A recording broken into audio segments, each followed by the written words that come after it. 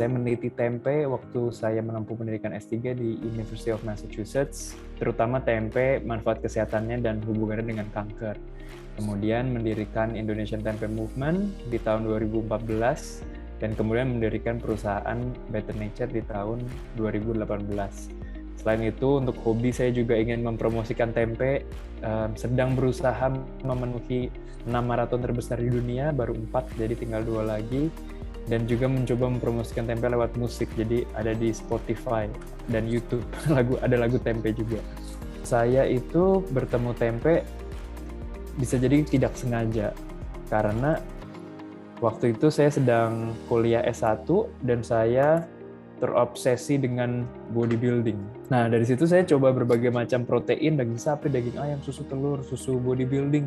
Tapi entah saya enak atau bangkrut ya, karena enak ini, ternyata kalau saya makan daging tiap hari, itu saya nggak enak rasanya, dan saya alergi susu ternyata. Nah, dari situ saya mencari literatur secara ilmiah, mencari alternatif protein apa yang terjangkau, yang enak dimakannya dan bergizi. Dan saya kaget bahwa ternyata itu adalah tempe. Tempe secara sejarah ini asli dari Indonesia. Pertama kali tempe didokumentasikan itu tahun 1600-an di Klaten, Jawa Tengah. Yang pertama mendokumentasikan adalah Pangeran Pakubuwono V dari Kerajaan Surakarta.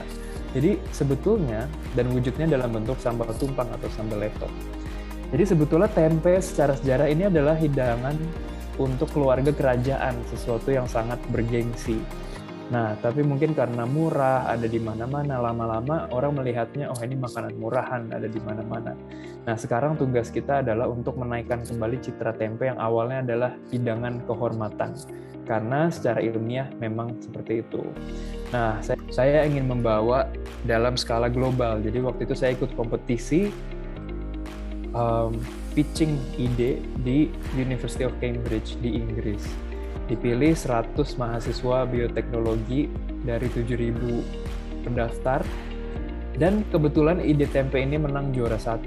Nah, karena menang juara 1, hadiahnya hanya bisa dicarikan apabila kita membuat perusahaan. Jadi, dari situ saya memulai membuat perusahaan, padahal saya tidak merencanakannya. Saya bisa beli tempe di mana? Misalnya dia di Swedia gitu, atau di Inggris. Nah, akhirnya saya bertekad, saya ingin membawa tempe ke negara-negara yang tempe ini belum populer. Dari situ saya bekerja sama dengan 3 sahabat saya, orang Itali, orang Inggris, dan orang Hong Kong.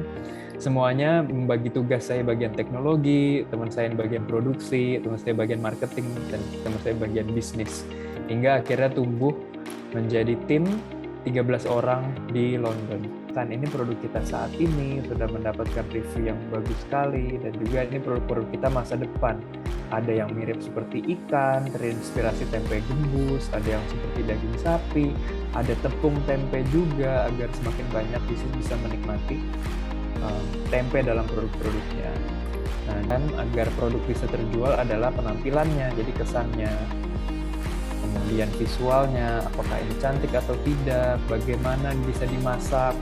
Jadi kalau kita mengharapkan orang-orang di Eropa bisa masak tempe seperti tempe orek, itu susah karena memang bukan kulturnya. Jadi harus disesuaikan, ini tuh gampang untuk makanan mereka, seperti spaghetti, seperti Wellington, dan makanan yang pakai kentang, dan lain-lain. Penjualan berlangsung sangat baik, terus memecahkan rekor penjualan per bulan, dan sudah ada di banyak supermarket di Inggris, di Jerman, di Uni Arab Emirat, di Swiss. Jadi ini sudah semakin menyebar, semakin banyak komentar positif tentang tempe dari orang-orang yang kebanyakan tidak pernah tahu tempe sebelumnya. Dan saya yakin apabila tempe ini meningkatkan nilai jual bahan-bahannya seperti kedelai, dan Indonesia sebagai negara yang paling ahli membuat tempe, menurut saya untuk bisa swasembada kedelai dengan pemutusan rantai dilema kemarin melalui perbaikan hilirisasi, ini sangat mungkin untuk menjadi pusat pengekspor tempe nomor 1 di dunia.